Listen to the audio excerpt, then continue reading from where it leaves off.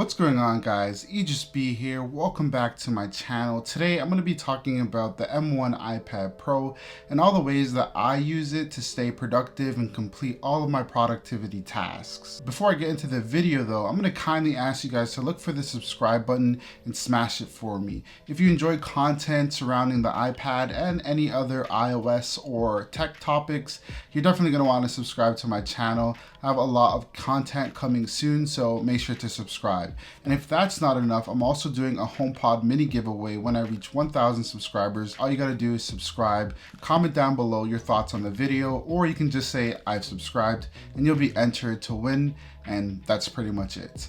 Let's get into the video. Okay, so not too long ago, Apple released the M1 iPad Pro and I instantly bought it. Not only because I need it to review content for you guys, but also because I use this thing for a lot of my day-to-day tasks. While I did make a video talking about how Apple really dropped the ball and could have made the iPad Pro more of a pro device, I personally still use it for some of my pro tasks. I'd say about 99% of my pro tasks are completed on the iPad Pro. And one of the main things that I use the iPad Pro for is taking notes. I'm sure a lot of people use the iPad for taking notes, whether you're a student, whether you're somebody that needs to take a lot of notes for work. But me, the way I use it for doing outlines for these videos that I make, or any outlines for any client work that I'm doing. So I definitely use Notability and I used Notion to take notes. Now, Notability and Notion, I use them in two different ways. I use Notability for doing handwritten notes, and that is coupled with the Apple Pencil. So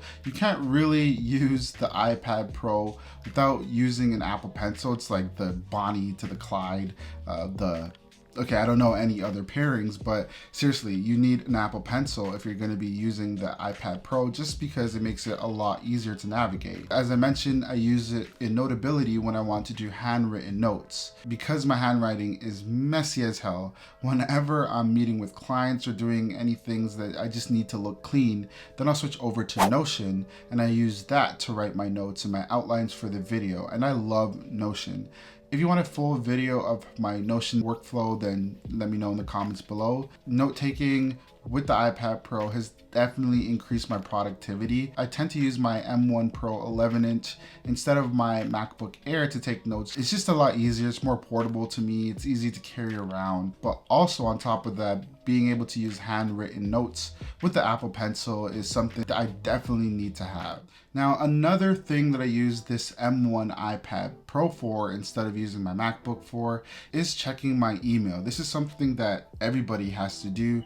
And for me, the app that I used for that is Gmail. I know there's a lot of better optimized and better for productivity apps to use on the iPad Pro, such as Spark, but I like using Gmail because it's just the easiest, it's clean to me, and I like the way that it categorizes my emails with promotions, my main emails, or any of my social media stuff will automatically be filtered into these categories, so all the fluff is out of the way. I think Gmail actually sorts my email the best if I'm comparing it with Spark or even the default Apple app, which is horrible, and I don't suggest anybody using it unless you need to use it. But yeah, Gmail works the best for me, and I'd say every day I go through my emails, make sure that I can respond to the ones that I can, and if not, I add it to the pile of 11,000 emails, because yes, I have 11,000 emails. What can I do? So while I'm checking my 11,000 emails, I also tend to use the split screen feature on the iPad Pro. In the past, multitasking has been horrible on the iPad Pro. You would think that they would do a lot better with it because it's called the Pro, but I don't want to go off on a tangent. You can just look to any of the Samsung or Android phones for good ways to do multitasking on a mobile device. With that being said, I use what I got. So sometimes if I'm checking emails, I'll also split screen and watch a video on the other side, so my mind is in two places at once. But it does help me if there's a video that I really want to watch and I'm stretched for time, but I'm also checking emails, so it helps me do the best of both worlds. Other ways that I'm productive with split screen, sometimes I will have a Safari browser open and I'll also have something like Notability, because for these videos, like I mentioned, I do a lot of research, take a lot of notes. On one side I'll have Safari open and I'm looking at the specs of the iPad, and on the other side I'm just taking notes. It does definitely help me with this split screen feature that it does have, but I am looking forward to the split screen features coming up in iPadOS 15. Okay, so I bought the M1 MacBook Air, and this might sound funny, but I bought it to edit photos. I'm a photographer also. However, recently I decided to switch over to the iPad and try it out, see how well it works for editing photos. And first, I gotta say that I'm not gonna be editing a batch amount of photos on the iPad Pro.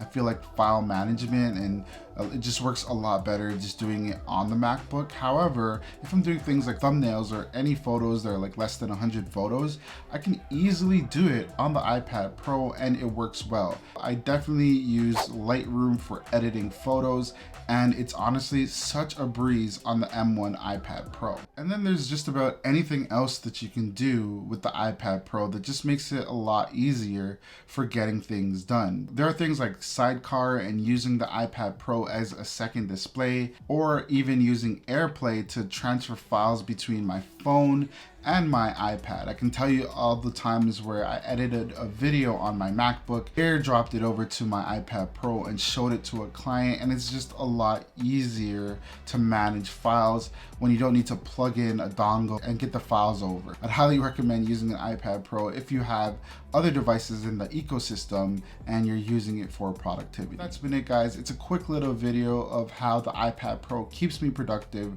all the ways that I use it to get a lot of work done. So let me know in the comments below how you use your iPad Pro. Sometimes I just rhyme and it's like I should be a rapper. My flow is just insane and nah, okay. Anyways, let me know down below how you guys use the iPad Pro to stay productive. Let me know what types of apps you're using or what types of accessories you bought for it that helps you stay on task and get done. And again, if you're subscribed and you drop a comment down below, you'll be entered to win a HomePod mini giveaway. I'll announce it when I hit 1,000 subscribers. Thank you guys so much for watching. I genuinely appreciate it. I'm gonna see you guys in the next one. Peace.